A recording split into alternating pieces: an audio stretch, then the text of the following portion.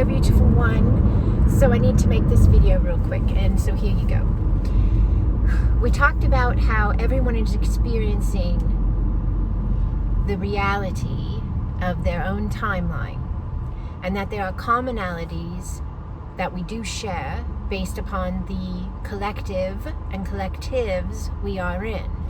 There's the human collective, which is the entire, all humans on the whole planet. And then there are these other collectives that we end up creating and being a part of because they are either our family collectives, maybe our co-worker collectives, our friend groups, whoever you are with a lot, you have a lot of connection with, you form a collective, meaning you start to be able to connect on more levels than just the physicality, the physical aspects of energy, of the experiences that we are, but it goes beyond that. And that's another video in itself. That's like understanding why we're moving into telepathy and telekinesis and remote viewing, with more and more people being able to tap into these spaces. But what I want to talk about right here, right now, is that because you all are experiencing the reality differently, some are very similar, but some are very different. And there are spaces of the world unfolding that I forget people are even experiencing because I don't have them in my reality line almost at all. Like, they're only there when I remember or see someone else who's living from that space of reality. And I go, oh, I forgot that was a choice. That was a reality line that was available.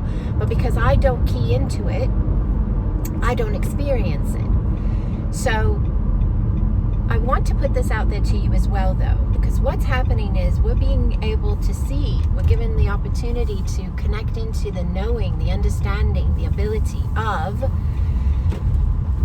the power in that. Because think about it, if everyone was experiencing the same exact thing, the same exact way, and there was nothing else, there was no variations at all, then that specific space would be amplified in such a manner in which it would be anchored and solidified and expanded and amplified because of all that focus.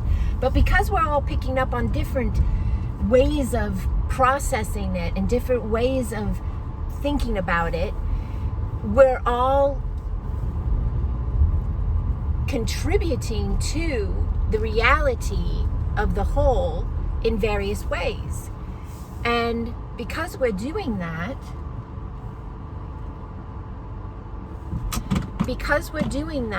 we are assisting in more balance. We're assisting in more balance. Think about it. If everything is energy and all of us through our own focus are creating, we're all designing and aligning our individual experiences, and because we're doing that, they have and play a role in the general experience. The more of us that focus on the understanding of our creatorship abilities, and the more of us that focus on the understanding of the way in which we are aligning and designing in our individual spaces, and we come from love, and we come from brother and sisterly love, universal law, do unto others as you want done unto you, abundance for all. Health is not dictated by the outer. Health is dictated by the inner. And so much more. But the more we all hold those kind of spaces, the more those kind of spaces grow and become more of what the majority experience. And see, this is not new. This has been playing out forever. But what's new is so many of us becoming aware of it. Because when we become aware of it, then we can consciously say, oh, well, wait a minute. I am powerfully amplifying this, or I am powerfully aligning this. Well, then maybe I want to adjust my focus and my intention and my feelings and my words and my actions, because those things I no longer want to feed. And in many ways, there was guidance given to humanity, not from divine either, that was leading us to feed programs and spaces of humanity that weren't of benefit to us. They weren't of benefit to the majority of the human species. So in this now, we have the opportunity to consciously say, well, wait a minute, let me check my perceptions, let me check my vantage points, and let me make sure what I'm amplifying, what I'm focusing on and feeding with my thoughts, my words, my actions, is what I want to create more of. And what's really beautiful about it is, because there's so many unique spaces of humanity, we balance one another. So when something seen as horrific, experience, trauma of some kind comes into the collective, like maybe there's a natural disaster or whatever it is, you'll have all different types of reactions, responses, ways in which people experience it. Even though everyone is aware of it, maybe, or majority are aware of it, they're not all going to feel the same way about it.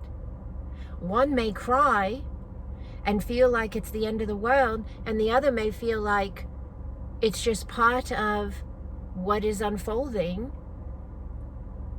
and they move into the next space. But why? That's a good thing.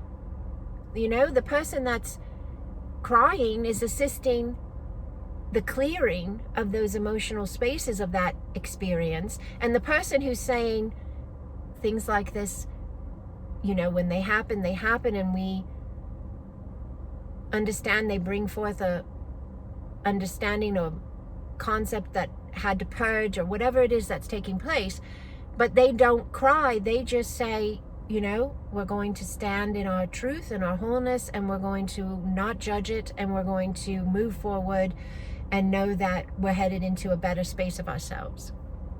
Well, that's important as well, because if everyone's crying, then nobody's moving in that direction of the next step.